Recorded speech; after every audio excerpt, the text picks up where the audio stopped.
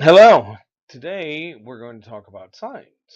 This will be the first part of the narrative to prevent the file sizes from getting ridiculously large. I'll break it down into some smaller component parts. Each one is a good stopping point. So let us begin, shall we? So, what is a sign? Well, a sign is part of the 3S team of traffic control. So you have three traffic control devices that traffic engineers use. You have signals, you have signs, and you have pavement markings. Those are the three. So it's one third of that. So this is what we call the 3S team. And these guys are what help regulate and move traffic uh, on the network. Now, we talked about signals, and remember, signals were dynamic. Signals change. They're not going to be the same at any given time every single day. Signs are static. Signs always are there. They're always going to say the same thing. They're predictable. So it's a little bit different between a static and a dynamic because when we have a static device, if we see that device enough, over time we tend to ignore its presence. We tend to forget that it's there, even though it does serve a purpose. So it's a little bit different than a signal where it's dynamic. When we approach it, it could be green, it could be yellow, it could be red. A stop sign is always going to say stop, no matter how many times we approach it, no matter what time of year, what time of day, it's always going to be the same thing. And the more familiar we become with a sign, the less likely we are to pay attention to it. And this is a proven phenomenon.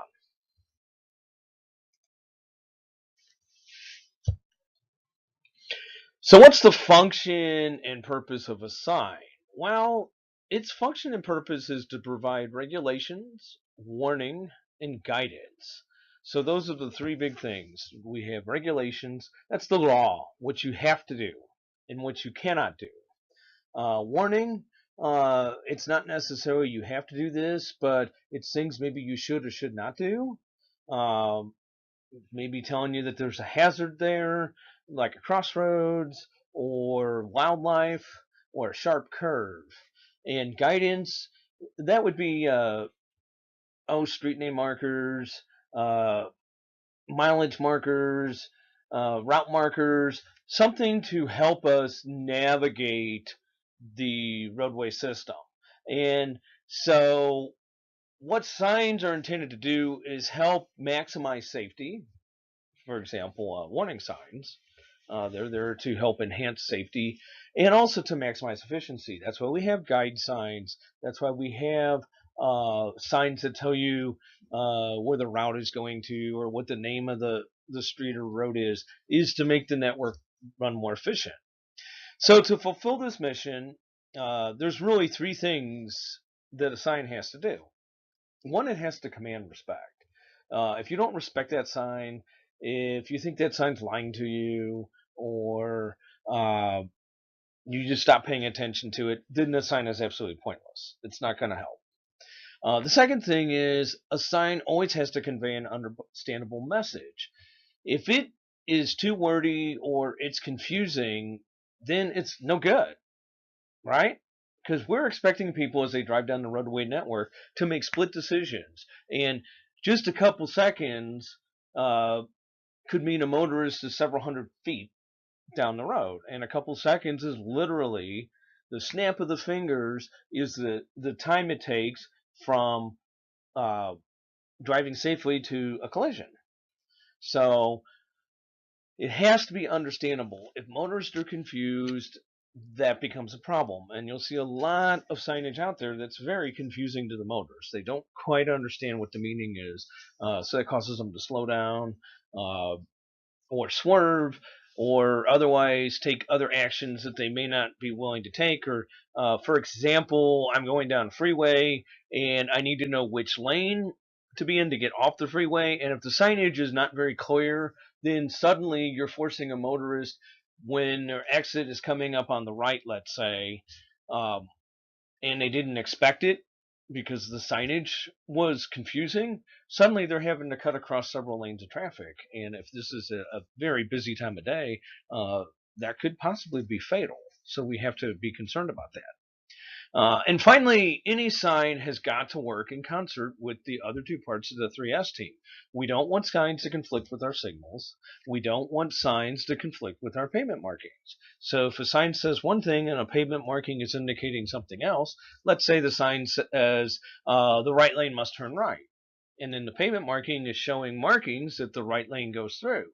Well, that's confusing to the motorist. Which one do they obey? Do they follow the markings or do they follow the signs? So it has to be an integral part of that team. It has to be working with the other team members and not by themselves. So let's begin about the first part about commanding respect. As Aretha sings on the Bluesberries movie, RESPECT, that's what signs need. They need that respect, just a little bit. Well, actually, a lot of respect. So we have to figure out what we need to do to make sure that motorists respect our signs as traffic engineers. So there's really three things that we need to do as traffic engineers to get that RESPECT that those signs need. One is we need to make sure we use our signs appropriately. Use the sign as it's intended to be used. Do not use it for other purposes. That's bad. Second, we need to use these judiciously. You don't want to oversign. If you put too many signs up, people start to ignore them because they become visual clutter. And we don't want visual clutter. So if they're used judiciously, not only do we enhance the safety of the road because we've eliminated some confusion for the motorists, we've also saved our jurisdiction money, right? Because we don't have to pay for the signs, and at 300 some odd dollars a pop for some kinds of signs, and more than that for the big green things that you see on the freeway, you're talking thousands of dollars for a sign. If we can be judicious on their use, then that's a good thing. So it enhances safety. It's also cost beneficial. It has another side effect that's less things for an errant motorist. Maybe let's say it's an icy day, right? Here in Minnesota, we have brutal winter, lots of ice, and we don't want to provide more things for somebody who hits that ice patch and starts to slide to strike into. Because if they hit it, that's damage to the vehicle, potential fatalities. We don't want those potential fatalities. So we have to use these very judiciously. We also don't want too many signs on the same post because that becomes really hard and confusing for the motorists. Remember, the motorists have a split second to respond. So we've got to make it so that they can respond to that properly. And finally, and this is just as important and a lot of times forgotten, we've got to install these properly and we got to maintain them properly. There is no point in putting a sign up if it's not put in right. And there's no point in putting a sign up if we let it fade to the point you can't read the sign, right? So, for example, these three pictures here are all signs that are really not appropriate. This one over here on the left, I should say, since I'm looking backwards, my left is so. Where's my left? Okay, so left. Okay, so the one that's over on the left, you see this stop head sign. Well, if you kind of look closely at the picture, there's no stop sign. So you're telling motorists, hey, stop ahead. And there's no reason to tell motorists stop ahead. There's no stop sign. So this is just incorrect use. Why even have this sign? There's no point in having a sign that says stop ahead if you don't have to stop because there's no stop sign there. So, and this happens a lot actually. We'll, for example, take down a signal, and we forget to take down the signal head signs. Something changes. A school closes down. We leave all the school signs up. So we've got to be very diligent with our signage to make sure that the message that they're conveying is appropriate. and that's not appropriate. Now, the one in the middle here, try and get my hand up. Okay, so I'm going to point to the middle. Okay, so the one in the middle, you'll notice it's a sharp curve to the right sign. Now look at which way the direction the road goes. The road goes to the left. So what are we telling the motorists here? Well, we're telling them that the road's going to the right, and that's what they're expecting. And suddenly, this road's going off to the left, and that's a pretty look at that incline there. You're talking, we're looking at treetops, so we're up in mountain country here, and suddenly you're going to miss the road and go kaplooky down the side of the mountain because that's just not the correct use for that sign because it's the wrong sign. And being the wrong sign is also an inappropriate use. So we have to be aware of this. We have to be cognizant of this. Finally, let's go over here. The one right above, the one that's furthest. See, I'm viewing this backwards. So I'm having to get used to of doing things backwards. But the one that is the furthest to your left on the slide, you'll see it says stop and road ends. They put a stop sign at the end of the road.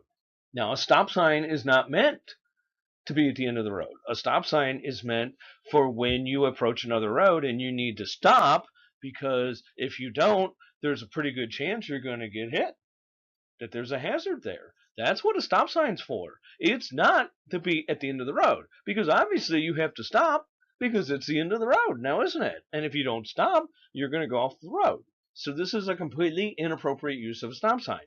And the problem is when you use signs inappropriate like this, it lessens the impact those signs have when they're put in the right place, because people start ignoring them because they go, this is an inappropriate use of a stop sign. So are these other stop signs used appropriately? Yes or no? And in the eyes of the motorist, they may not think so. So we have to be very, very careful on how we use these. So a sign must also, if it wants the RESPECT that it's looking for, it's got to be used judiciously. Multiple signs are not judicious. They are unsightly and obnoxious and expensive. And what they cause motorists to do is A, feel insulted because the motorist is thinking, you think I'm so stupid that I can't figure it out that you got to put multiple signs up. Or B, they just start ignoring them too. And there's different ways that you can use multiple signs. And it can cause confusion. So let's start with the one on the left. So this one, you'll see a speed limit, a no parking sign, a turtle warning sign, and in the distance for the next 3 miles. This sign looks like a totem pole.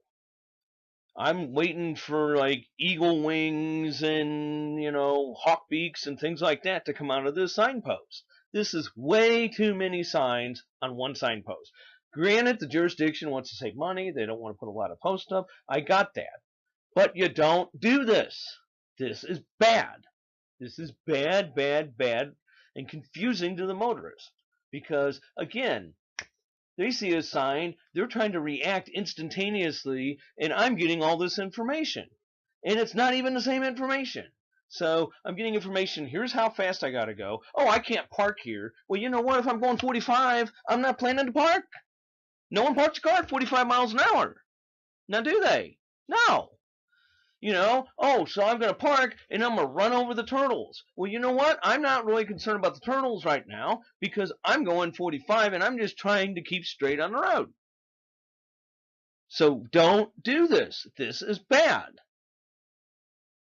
And if you set the speed limit properly, because you know there's a turtle hazard there, then that helps. Maybe you need to lower the speed limit down a little bit here, maybe to 35, so that when people see the turtle cross the road, they have adequate time to stop. And then you don't have to put an obnoxious sign below the other sign warning them of the turtles because they're going too fast. This all comes with the realm of the traffic engineer. Now, the middle one, I have 2 stop signs. See, I got my regular stop, and I got one below it that says stop for pedestrians and crosswalk. No kidding. I have to stop anyway.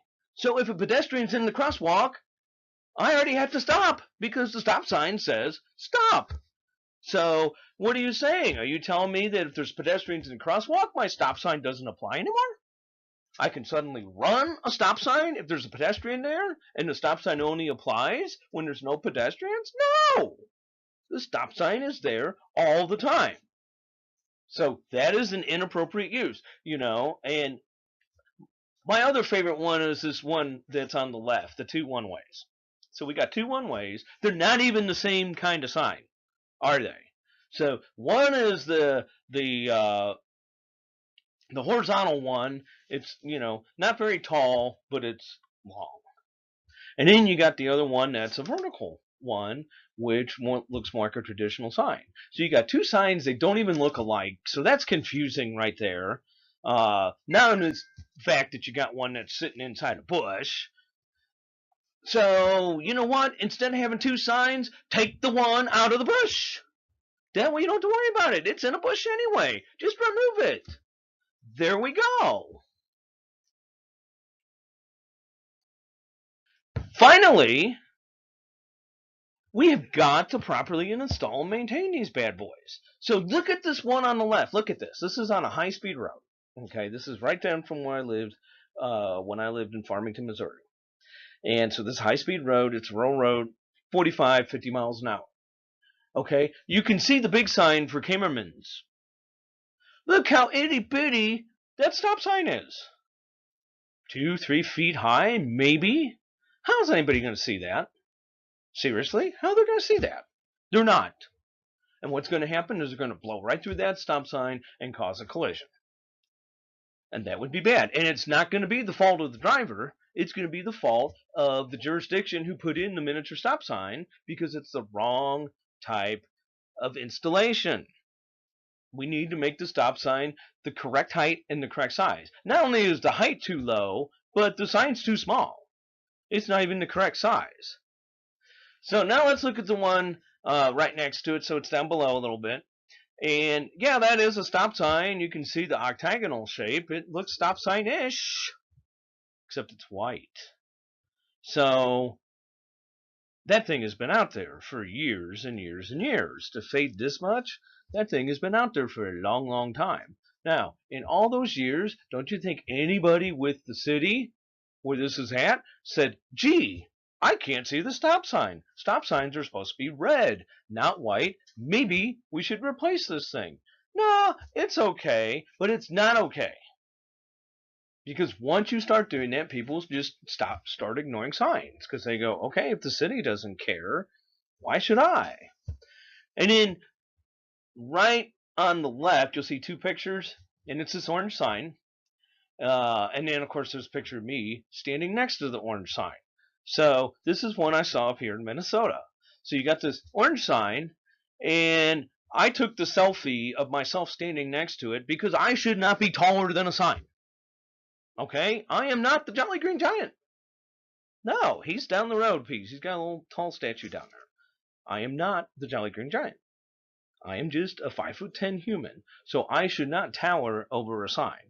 So if you're going to have the sign, and not only that, look, it's kind of hanging out into the road there. So if I come down this thing, what's to stop that thing from scratching the side of my car? Be like a nice keying?